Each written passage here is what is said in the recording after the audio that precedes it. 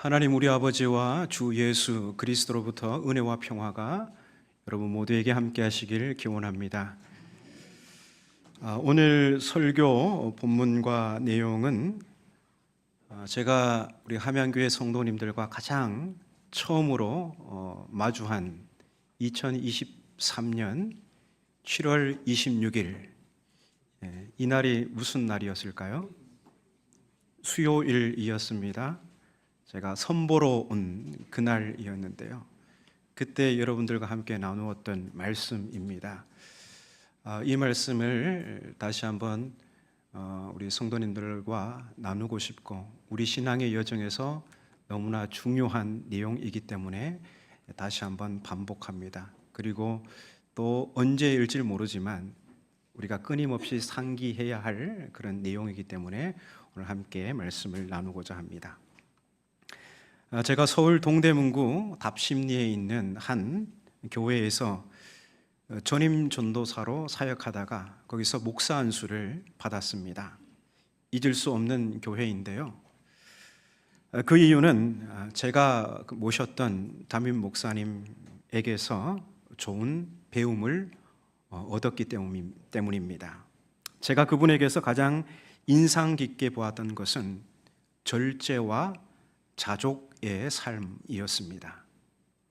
흔히 천성을 향해 길을 걷는 성도를 순례자로 표현합니다. 순례자에게 가장 중요한 덕목이 있다면 절제와 자족입니다. 바로 그 덕목을 갖춘 목사님이셨는데요. 저는 어떻게 저런 품격이 나올까 유심히 관찰해 보았습니다. 그 결과 제가 알게 된 것은 그 목사님은 늘 마지막을 의식하며 사셨습니다.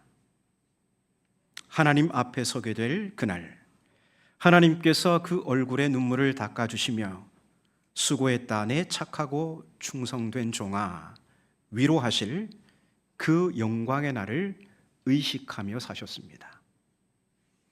그래서 이 땅에서 순례자로서의 자기 정체성을 분명히 하고 절제와 자족의 삶을 사셨던 것이죠. 여러분은 무엇을 의식하고 무엇을 소망하며 살고 계십니까? 오늘 본문은 믿음으로 의롭다 하심을 받은 그리스도인의 소망에 관해서 말하고 있습니다. 그 소망은 본문 2절 말미에 나오는 하나님의 영광입니다. 여기서 하나님의 영광이란 하나님의 영광에 이르게 될 미래, 곧 구원의 완성을 가리킵니다. 그래서 하나님의 영광을 바란다는 것은 미래의 구원을 소망한다는 말입니다. 또한 2절 말미에 즐거워합니다 라고 하는데요, 이건 본디 자랑합니다 라는 뜻입니다. 그래서 그리스도인은 저 미래의 구원을 소망하고 그 구원에 참여하게 될 것을 자랑스러워합니다. 바울이 복음을 자랑스러워했던 이유가 바로 여기에 있습니다. 그가 로마서 1장 16절에서 이렇게 말하잖아요. 내가 복음을 부끄러워하지 아니하노니. 부끄럽지 않다는 것, 거꾸로 표현하면 자랑스럽다는 것입니다. 복음에 대한 바울의 자신감은 어디서 나오는 것일까요? 바울은 이어서 복음이 자랑스러운 이유에 대해서 말합니다. 이 복음은 모든 믿는 자에게 구원을 주시는 하나님의 능력이 됨이라. 구원의 능력이 있는 복음, 이것이 복음에 대한 바울의 자랑이었습니다. 복음과 복음 아닌 것의 절대적 차이는 구원의 능력이 있느냐 없느냐에 있습니다. 구원의 능력이 있는 복음이 참 복음이고 구원을 줄 수 없다면 그것은 아무리 그럴싸하게 보여도 가짜 복음입니다. 유사 복음은 그 나름대로 유익이 있는 복음이 아니라 그것 쫓아갔다가는 마지막에 부끄러움을 당할 수밖에 없습니다. 이단이라는 낱말의 뜻이 끝이 다르다잖아요. 뭔가 있어 보여 추정하지만 그 끝은 망신으로 끝날 수밖에 없습니다. 우리가 따라야 할 복음은 지금도 자랑스럽고 마지막도 자랑스러운 복음입니다. 자랑으로 시작해서 자랑으로 끝나야 할 복음입니다.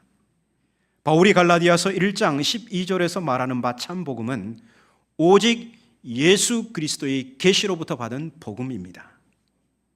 이렇듯 우리가 지금 여기서 아직 오지 않은 저 미래의 구원을 소망하고 자랑할 수 있는 것은 복음이 우리에게 다가와서 새롭게 조성된 환경 때문입니다.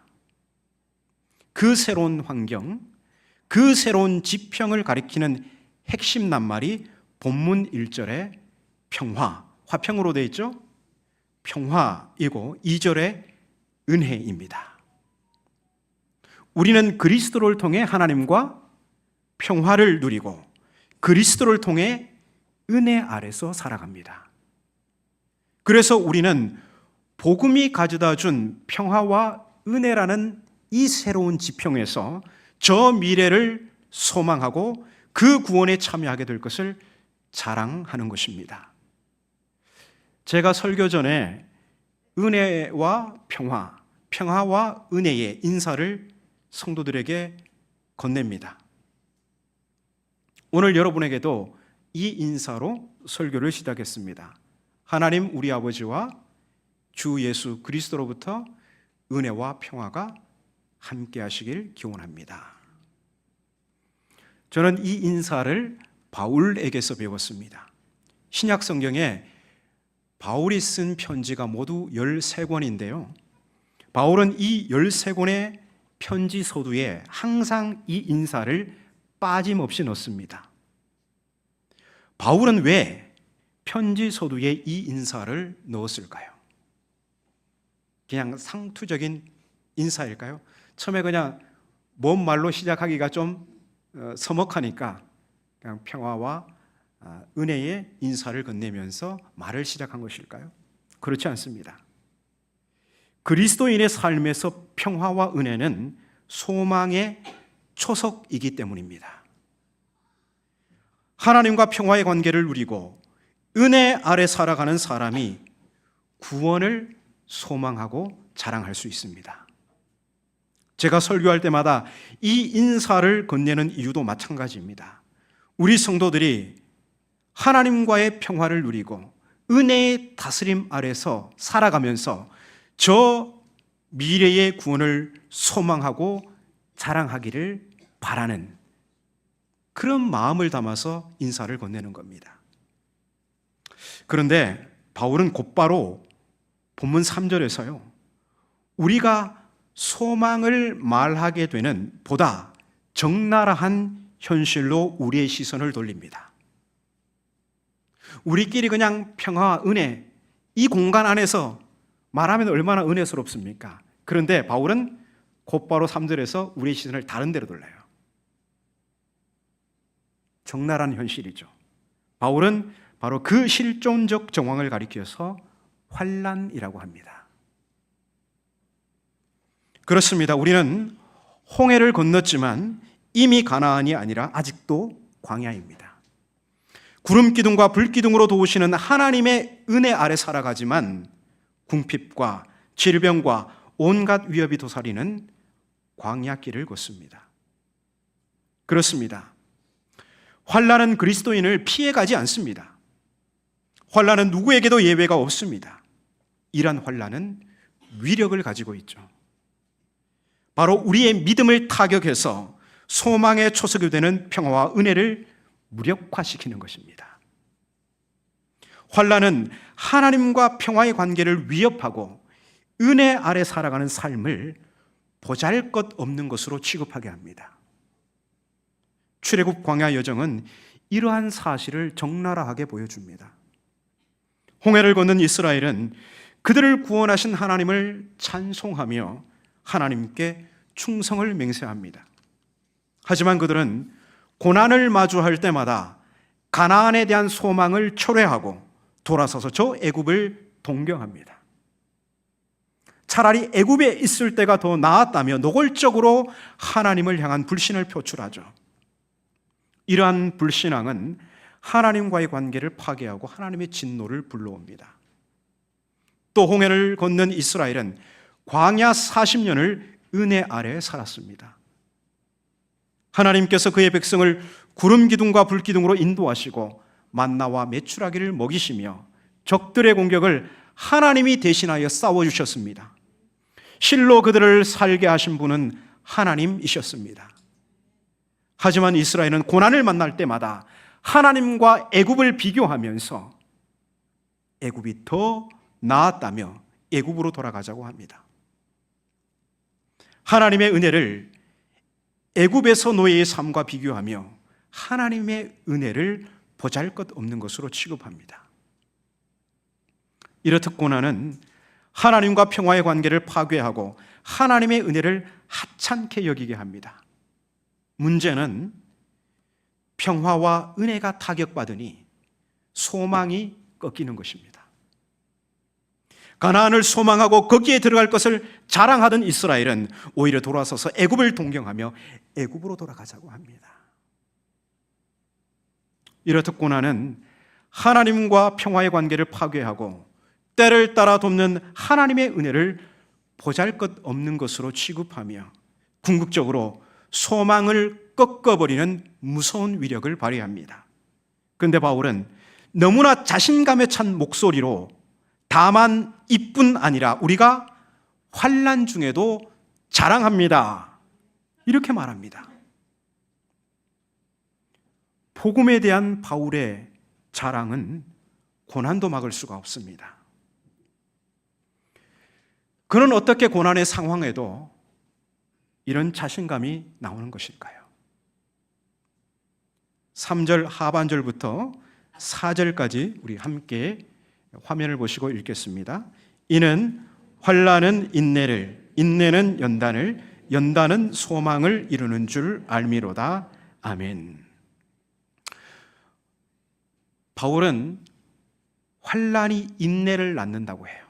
그리고 인내는 연단, 곧 단련된 인격을 낳는다고 합니다.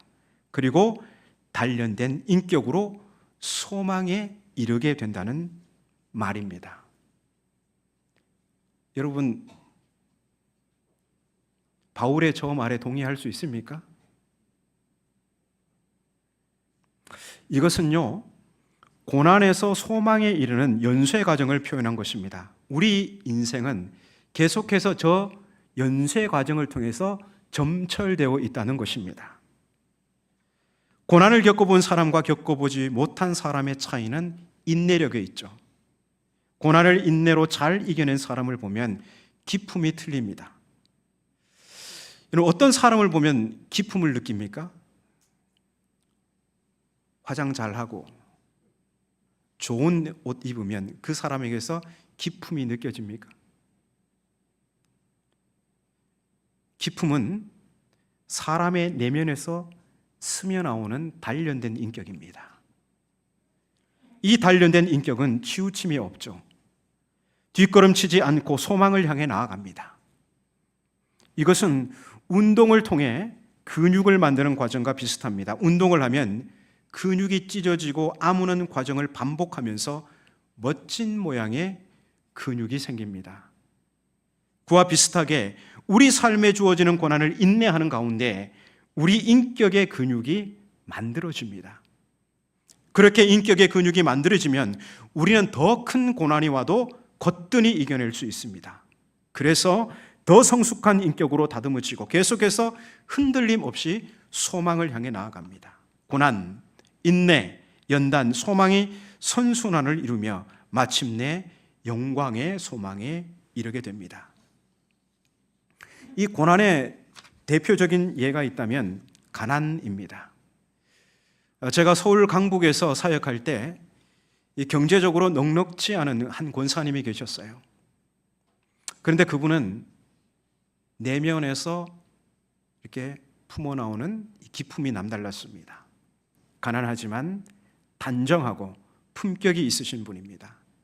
작은 것의 소중함을 아시고 입술에서는 진정한 감사가 마르지 않는 분이십니다. 나이 35세 남편을 여의시고 홀로 사남매를 키우면서 몸소 삶으로 자녀들에게 인내와 자족을 가르친 분이십니다. 권사님의 가장 본받을 점은 소망에 대한 흐트러짐이 없는 것입니다. 보통 가난하면 이 지긋지긋한 가난에서 벗어나는 것이 소망이고 자식들 잘 돼서 부자가 되거나 높은 자리에 올라가는 것이 희망입니다. 하지만 가난을 인내하며 단련된 권사님의 인격은 자족하는 능력이었습니다.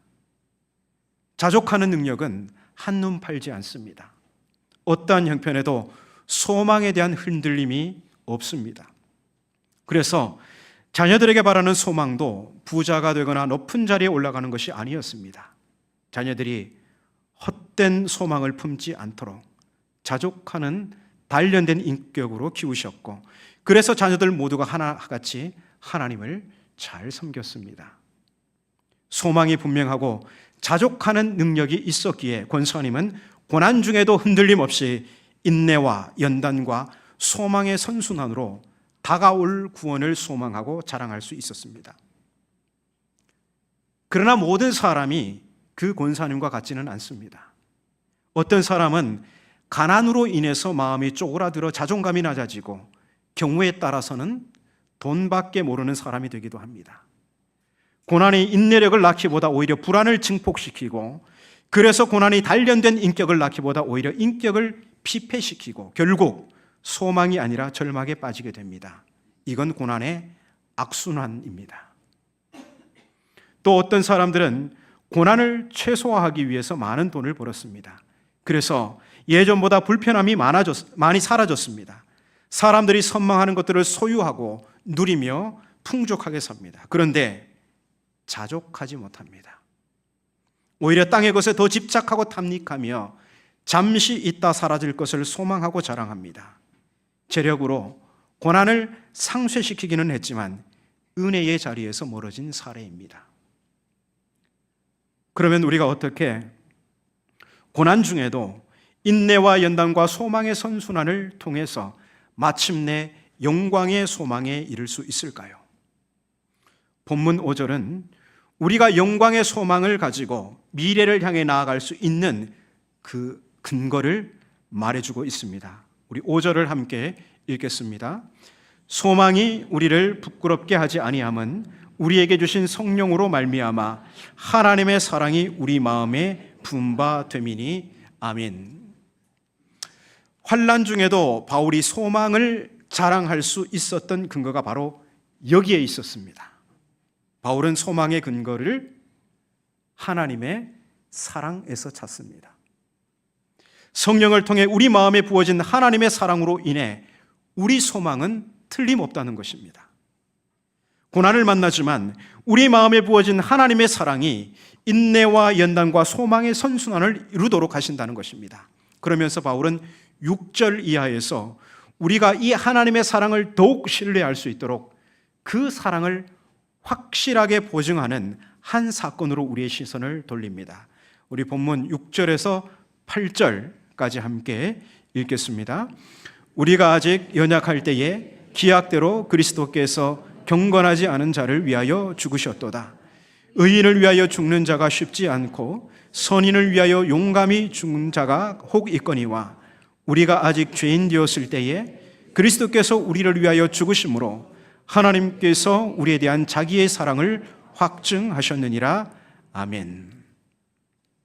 바울은 하나님의 사랑을 확실히 보증하는 그 한 사건이 그리스도의 죽음이라고 합니다. 그리스도께서 우리를 위하여 죽으심으로 하나님께서 우리에 대한 자기의 사랑을 보증하셨느니라. 우리가 고난을 당할 때, 그래서 믿음이 흔들리고 소망이 약해질 때 성령께서는 우리의 시선을 십자가로 향하게 하시고 그 십자가에 달리신 그리스도의 죽음에서 계시된 하나님의 사랑을 우리 마음에 부어주십니다. 그런데 바울은 십자가에서 하나님의 사랑이 계시된 그 시점에 주목하고 있습니다. 그 시점은 언제입니까? 우리가 연약할 때, 우리가 아직 죄인이었을 때입니다. 우리가 하나님을 반역하고 내가 내 인생의 주인이 되어 내 뜻을 관철하고 고집할 때입니다. 잘 알려져 있듯이 보증은 아무 사람에게나 해주는 것이 아닙니다. 그럴 만한 가치가 있는 사람에게, 그것도 매우 조심스레 해주는 게 보증입니다. 하지만 하나님께서는 우리에게 무슨 선한 일이 조금도 없었을 때, 오히려 하나님을 거역하고 하나님과 정반대의 길을 걷고 있었을 때 독생자를 십자가에 내어 주심으로써 우리를 향한 당신의 사랑이 이렇게 분명하다는 것을 보증해 주셨습니다. 성령은 바로 십자가에 나타난 하나님의 이 사랑을 우리가 필요할 때마다 부어주십니다.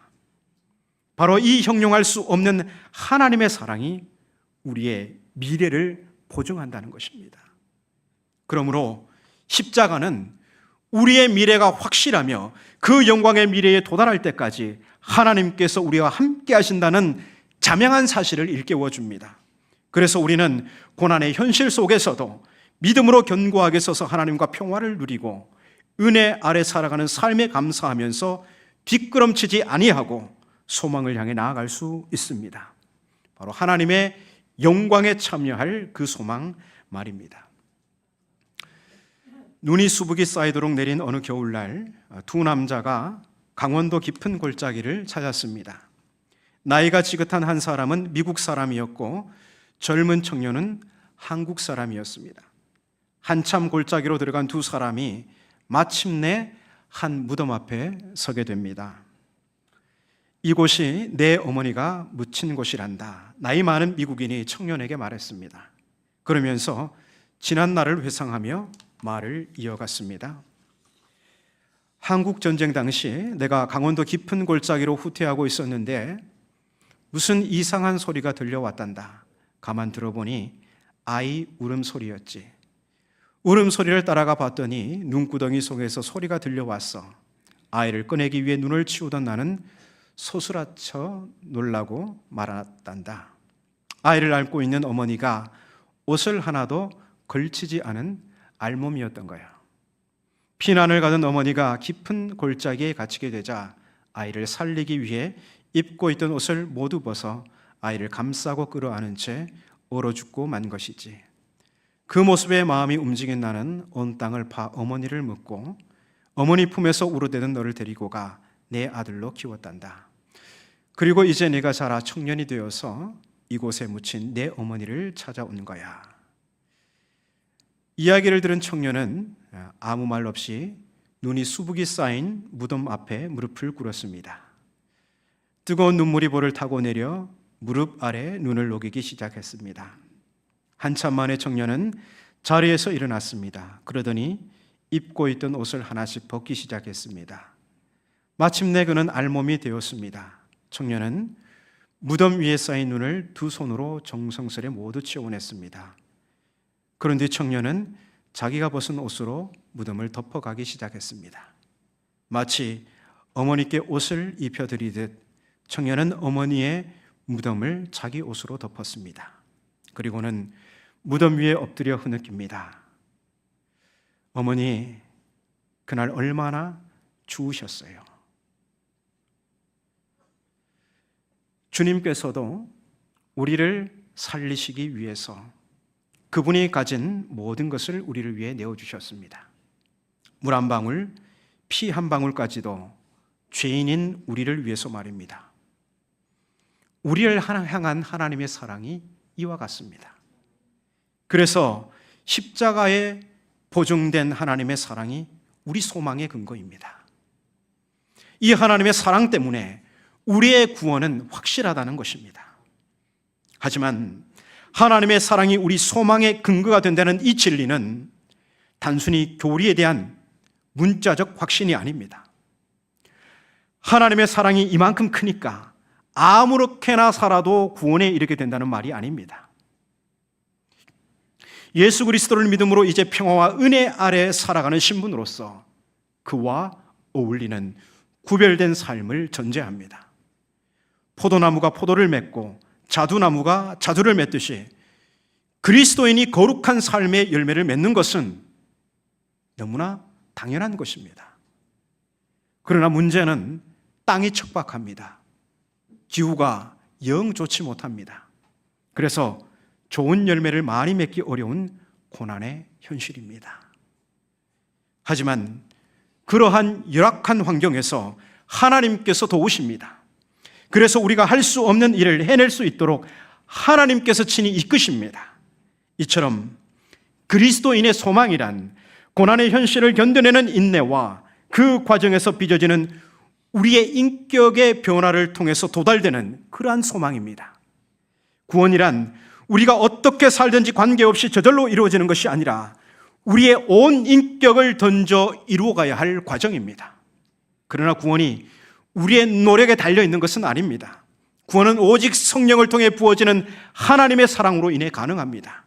우리가 영광의 그날을 소망하며 미래를 향해 나아가는 그 길에 비록 고난이 따를지라도, 그래서 우리가 좋은 결과를 내기 어렵더라도 성령께서 우리와 함께 계셔서 끊임없이 하나님의 사랑을 공급해 주시기 때문에 그 능력으로, 그 사랑으로, 그 함께 하심으로 해낼 수 있는 것입니다. 그러므로 성령을 통해 부어주시는 하나님의 사랑을 우리 소망의 든든한 토대로 삼고 고난의 현실에도 인내하며 거룩한 인격으로 자라는 가운데 올 한 해도 저 영광의 소망을 향해 믿음의 순례길을 걷는 우리 모든 성도들이 되시기를 바랍니다. 바울은 로마서 8장 말미에서 우리 소망의 근거가 되는 신실한 하나님의 사랑을 마치 오케스트라 협주곡 같이 아름답고 웅장한 필치로 그리고 있습니다. 누가 우리를 그리스도의 사랑에서 끊으리요? 환난이나 공고나 박해나 기근이나 적신이나 위험이나 칼이랴. 기록된 바 우리가 종일 주를 위하여 죽임을 당하게 되며 도살당할 양같이 여김을 받았다 함과 같으니라. 그러나 이 모든 일에 우리를 사랑하시는 이로 말미암아 우리가 넉넉히 이기느니라. 내가 확신하노니 사망이나 생명이나 천사들이나 권세자들이나 현재일이나 장래일이나 높음이나 능력이나 기쁨이나 다른 어떤 피조물이라도 우리를 우리 주 그리스도 예수 안에 있는 하나님의 사랑에서 끊을 수 없으리라. 우리를 우리 주 그리스도 예수 안에 있는 하나님의 사랑에서 끊을 수 없으리라. 기도하겠습니다. 하나님, 우리 함양교회가 소망이 확실한 복음의 공동체가 되게 하옵소서. 우리 함양교회가 십자가에서 보증된 하나님의 사랑을 소망의 든든한 토대로 삼게 하옵소서. 우리 함양교회가 고난 중에도 인내하며 거룩한 인격으로 담금질되어 뒷걸음치지 않고 소망을 향해 달려가는 믿음의 공동체가 되게 하옵소서. 예수님의 이름으로 기도합니다.